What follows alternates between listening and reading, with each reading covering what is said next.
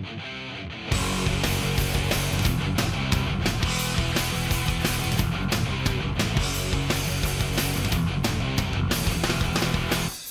and welcome to this epic battle report. We're going to look at the Chaos Force first of all, and straight away we can have a look there. You can see the Flesh Hounds and the Chaos Juggers, which are kind of cavalry units. Behind them is the Cauldron of Blood. Then there's a Lord of Battles, which is a huge war machine. And there's a Tower of Skulls. In front of them is some artillery in the form of the Cannon of Khorne.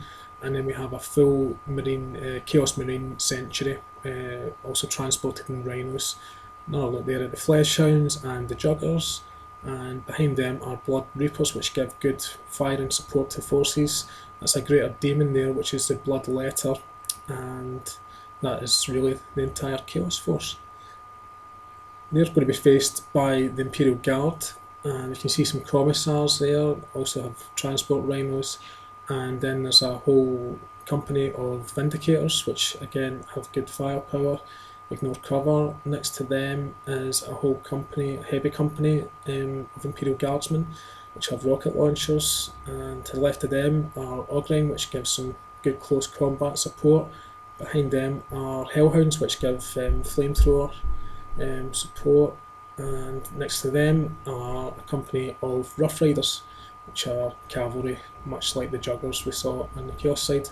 Next to them are the Stormhammers, which are super heavy tanks, and last of all is the Capital Imperialis.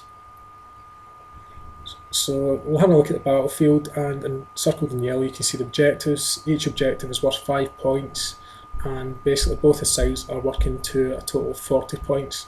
So as well as capturing objectives, which as I said are worth 5 each, they also get points for breaking their opposite numbers in terms of their companies and their support units. The more of those that they kill, the more break points they get, and the closer to the winning total they get. And whoever's first to reach that line will be the victor. So into turn 1, and we can see the Ogren moving into the woods. At the opposite side of the board, that's Flesh Hounds, which are moving into woods also. And back to Imperial Guard, that's not a company, but a unit of Rough Riders taking up an objective there in the Chaos side of the board. Chaos respond by moving some more Flesh Hounds into the woods. More Rough Riders going to the board, trying to head towards the bridge there. However, Cannon of Khorne are deployed and start opening fire with devastating effect. That's a lot of horse meat there for Tesco's after that.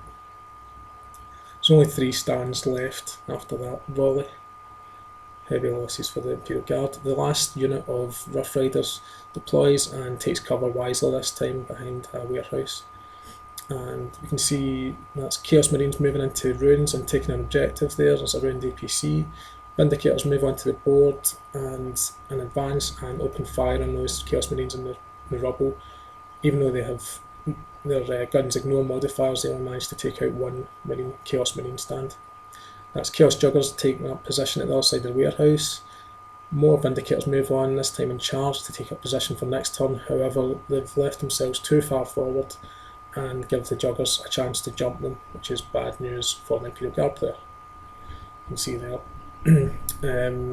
That's the last unit of Vindicators moves in, that takes an objective, which is the missile silos. You can see Chaos Marines there advancing. They then open fire on the Vindicator, the command Vindicator, and destroy it. Hellhounds move onto the board, taking up position next to the bridge objective to try and claim that.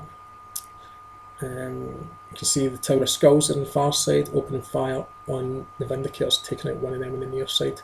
Stormhammer moves up, so one of the super heavy tanks for the Imperial Guard. Blood Reapers open fire as they come on and manage to destroy it. Another Stormhammer comes on, opens fire, but fails to do any damage. That's the Cauldron of Blood. They're out of range, unfortunately for them, when they open fire. Another Stormhammer comes on as the command one, which can charge and first fire to no effect. Blood Letter backs up the Chaos Marines and the rubble, and then the Capital Imperialis comes on. That then is challenged by a Lord of Battles, which does very little other than knock a shield off of it. Inside, the Capital Imperialis are heavy units, and they quickly take out 2 Tower of Skulls. Bang!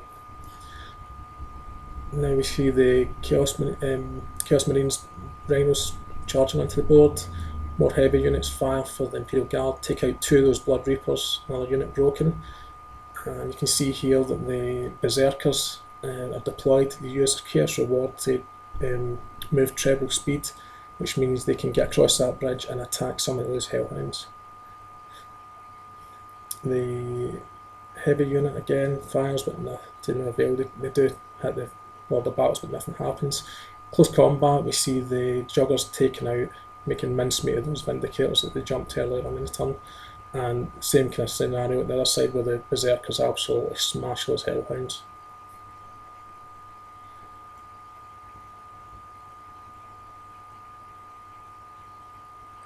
So at the end of turn 1 we can see that Chaos have caused some casualties. They've got an objective there, that's APC in that rubble. They've captured that one. Nothing there, that's objectives. Yeah, that tower there, the Rough Riders are surrounding, that's them capturing objective from the Imperial Guard. Just at the other side of the river here on their side, that's a fuel dump which the Commissar has claimed. The Chaos have that bridge, as you'll see here. The Ogryne have captured the statue inside the woods, which is another objective. And as you can see here, that's the Berserkers have got that objective. There's a landing pad which is taken by Chaos, and they've also taken in the near ground there, that's the wind turbines, while the Imperial Guard have the missile silos. So it's very close. Chaos has got 27 points, the Imperial Guard's 26 after the first turn. So moving into turn 2, and the Stormhammer moves, its movement is interrupted by the Lord of Battles, which opens fire. Manages to damage it but not destroy it, so the Stormhammer moves on and kills some of those Berserkers and doesn't really do much else. The Berserkers charge and then they use their Hypnotic Gaze, which means they can take over a model, and they choose to take over the Capital Imperialis, using its weaponry against the Stormhammer and destroying it. The Vindicators open fire on the Chaos Marines and do very little, just taking out one stand.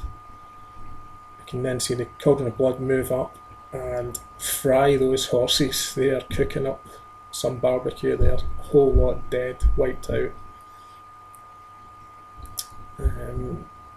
Rough Riders attacking Chaos Marines in both the rubble and in the building. Juggers gang up on them. Then see the Rough Riders attacking the Cauldron of Blood, and then the Rhinos gang up on them also. Heavy troops opening fire, and I think they managed to take out a Cauldron of Blood there. Sorry, Tower of Skulls. Tower of Skulls fires back and takes off a number of shields from the Capital Imperialis, and another unit of heavy stands takes out that Blood Reaper. The Fleshhounds now, they move forward and try to take the objective of the Imperial Guard, and we see Vindicators moving into position again. Commissar taking the bridge objective. Another set of Fleshhounds moves forward and they attack that Commissar, so they'll be fighting for the objective in the close combat phase.